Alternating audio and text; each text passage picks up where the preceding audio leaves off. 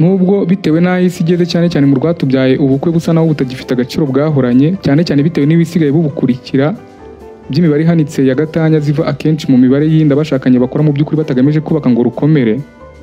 Usanga imvugo nk'iyo muri ya ndirimbo bavugamo ko ubukwe bunezeza kandi bukaba ari ubwera kuko n'uwabuhanze ari uwera zitazwi, ahubwo biyogeye niyadukanywe inamamazwa cyane n'ingaramakirambi yitwa Mark Uwizeye uzwi cyane asobanura filime yitwa Ruki Kimomo.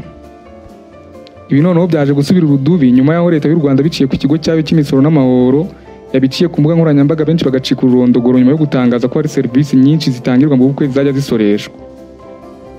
Ngo muri buri bukwe hari agapapuro bazajya buzuza mu rwego rwo kugira ngo hatagira urumiya rucika leta itarukuyemo icya 10 cy'ibyakayizaridi. Ibi ari kubanza ntacyo bitwaye kuko byavuzwe kera bikanogera ko nta misoro n'amahoro, amashuri n'ibindi bikorwa remezo bitakubakwa kandi imisoro dutanga burya ngo ni ingirakamaro kuko ariyo mvano y'amahoro ahoraho. Mzee Abdul Makanyaga, Itayiwacu Brice, Ingabire Butera Jean Kabebe, Claude Mujyanama na Neme Platini baririmba bati ibikorwa remezo twagezeho nta utabibona biragaragara, impinduka mu bukungu bw'igihugu nta utazibona biragaragara.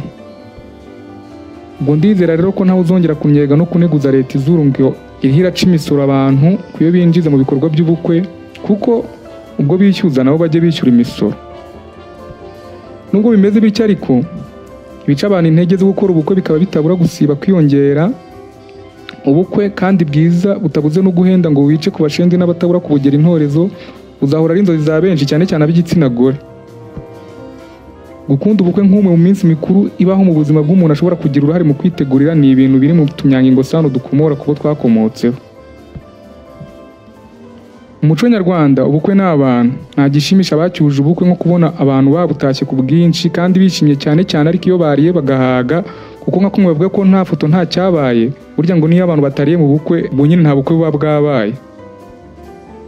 Ubukwe nyarwanda mu mwimerere wabwo buhuza benshi rimwe na rimwe cyangwa kenshi baba batanaziranye abadaherukana bamaze iminsi n'imyaka myinshi batabonana.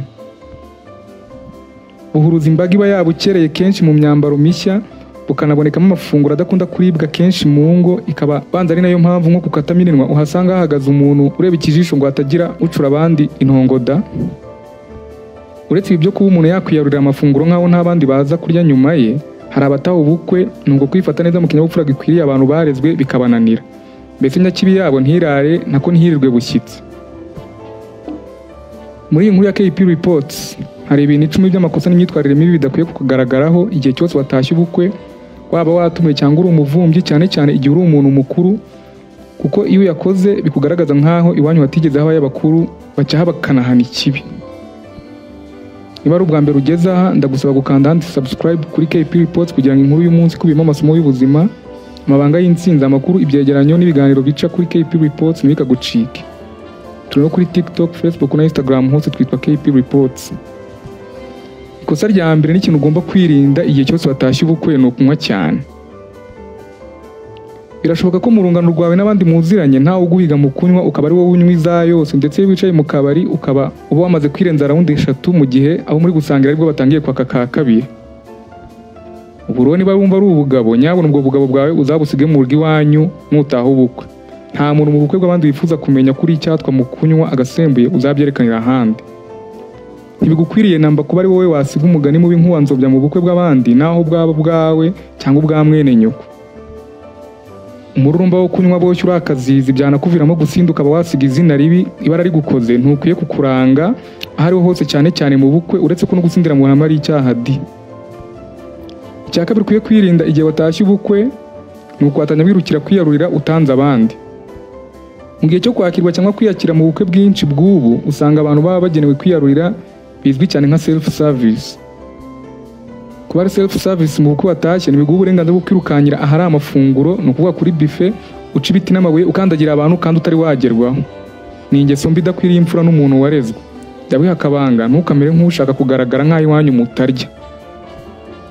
Buri muntu mu bukwe aba afite igihe hateganyijwe ari bwiyarurire ibyo kurya hakurikijwe aho yicaye ndetse nuko ba nyiri ubukwe babiteganyije. Biba byiza utegereje igihe cyawe kikagera rero ariko udasize umugani ugutera kwibazwaho niba hari isani wanyu mufitanye na ngunda yandura y'indubizi bwo kuryoherwa ubudasigaza. Cya gatatu niko ukwiye kwirinda igihe batashye ubukwe no kugenda ugaruka wiyarurira hari amafunguro. Ni agaterasoni kabi kubona umuntu ukuze yaba umugabo cyangwa umugore akora ibi bintu. Nutaha ubukwe jya umenya ko atari wowe mutumirwa cyangwa umuvumbyi ukeneye kurya cyangwa kunywa wenyine. Ukwiye kuzirikana ko abatashye ubukwe bose burya baba bakeneye kurya, bityo rero ukwiye kugabanya ingendo zijya n'iziva ahari amafunguro. Reka kwisebya no kwikoza isoni kandi ukuze. Jya umenya ko udataha ubukwe ugiye kuhafatira ifunguro rya mu gitondo, irya saa sita n'irya nimugoroba, cyangwa ko ugiye kuharira ibyo utigeze urya mu buzima bwawe ngo uhage, kuko ni hahandi n'uwakwegurira igikoni cy'ubukwe n'ibyatekewemo byose ntiwahaga. Ukwiye kumenya ko inda yawe itagira isoni ari bashimira mu iriro, kandi ko nubwo inzara ishira igihemu cyayo cyo kitigera na rimwe gishira. Iki ariko ndabona ari icy'abajene, ariko n'abakuze nsigaye mbona babikora di. Gufata amafoto adashira mu bukwe. Nshuti yanjye, ushobora kwicara mu cyicaro wagenewe ugakurikira uko ubukwe bugenda. Ukwiye gukurikira ibibera mu bukwe witonze, ariko atari ukubangamira ababutashye uhaguruka wicara ngo urafata amafoto. Ntabwo gufotora biba ari akazi kawe. Ababiri cyangwa couple bakoze ubukwe mu buryo bapangira harimo n'amafaranga y'agafotoza ubukwe bwabo. Uba wumva ushaka gufata amafoto jya utegereza ubikore mu gihe cyo kwakira abashyitsi reception, bitari mu rusengero padiri pastor cyangwa shehe basezeranya abageni. Hari ubwo wica amafoto y'abandi mu gihe wibonekeza witangurana ngo ujya gufotora, nyamara wenda unafotoza telefone abandi bafata nk'akarasharamye, cyangwa ari yayindi bita itunge gaceze abandi bita mushumba yahembwe. Wituratira smartphone yawe nayo yinshinwa nubwo y'Abanyamerika kandi di. Ikindi ni ukwitondera za selfie zawe zisakuza za buri kanya mu bukwe bw'abandi. Niba umutima wawe waratwawe na selfie nk'ibyo mbona n'abari benshi nako n'abasore b'iki gihe, ujya mu cyumba cyawe wifotora amafoto amagana, nakubwira iki? Cyangwa izo selfie uzazifotoreze mu bukwe bwawe, ndumva ntacyo byatwara abandi. Niba atari wowe wahawe akazi ko gufotora mu bukwe, genza gake, geza aho wagejeje mu bukwe buheruka. Ukwiye kwirinda guhagarara mu mwanya w'imbere y'ahagaze gafotoza wishyure gufata amafoto y'ubwo bukwe. Ubu urimo wica amafoto meza abana b'abandi batangiye amafaranga yabo ndetse bibahenze bagira ngo bazasigarane urwibutso rw'ibirori by'ubukwe bwabo mu mafoto yafashwe kinyamwuga. Kijyana n'iki rero cyo gufotora amafoto ukingiriza agafotozi, ikindi ugomba kwirinda ni uguhinduranya ibyicaro.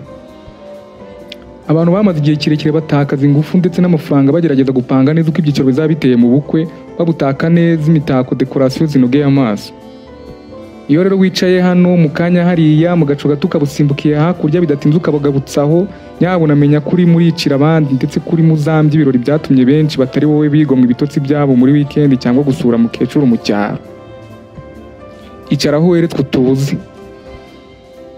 Niba hari abo wumva wakabaye wicaye wegeranye nabo, ihangane nyine ntibyabaye kubyifuza. Nubundi kandi mu bukwe si wawe, aho kuzambiriza abantu haguruka wicara ujya hari na hari yuvayo, cyo utatuza ugategereza ko ubukwe burangira, wari mundi sitari burangirane n'ibyo birori by'ubukwe. Ibyo byakubuza kubonana no kuganira nabo washakaga. Ikindi ukwiye kwirinda igihe batashye ubukwe ni ugusakuriza DJ no kumutezaho akavuyo kuko udakunze umuziki arimo gucuranga.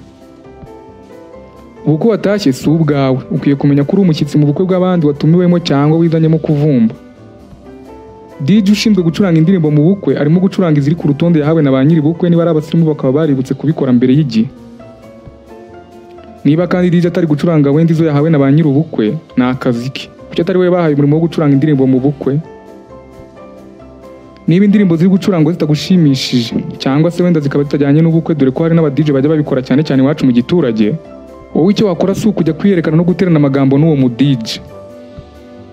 Icyo wakora wenda ni ukwandikira ubutumwa bugufi kuri telefone y'umuhuzabikorwa coordinateur w'ubwo bukwe ukamubwira icyo kibazo. Aha cyangwa ushobora gusanga umusangiza w'amagambo uyoboye ibirori MC ukabimubwira mu kinyabupfura, nabo bakumva ko impungenge zawe zifite ishingiro bakabyibwirira DJ mu buryo bwabo. Ariko rwose ntibikwiye ko ubupfura bwawe bwibazwaho ngo bukemangwe kubera guterana amagambo na DJ usakuza ngo ari gucuranga indirimbo zitakunyuze. Ikindi ugomba kuzirinda nikizakugaragara igihe watashye ubukwe ni ukuganira n'inshuti zawe mu buryo buteje ikibazo mu bukwe. Niba uri mu birori by'ubukwe ntukwiye gushyira telefone yawe mu buryo mode busakuza ku buryo igihe uhamagawe cyangwa woherejwe ubutumwa bugufi cyane cyane bwo ku mbuga nkoranyambaga nka WhatsApp na Facebook bwose bwumvikana mu bandi. Ibi bigaragaza kutiyubaha, kutubaha abandi no kudaha agaciro aho uri, kandi usanga ari we bitesha agaciro mu by'ukuri. Kuganira n'inshuti zawe haba iziraho mu bukwe cyangwa kuri telefone yawe si ibyo wakaba bikorera mu bukwe bw'abandi. Nyuma yo kwiyakira haba hari umwanya uhagije wo kuganira n'inshuti mutaherukanaga.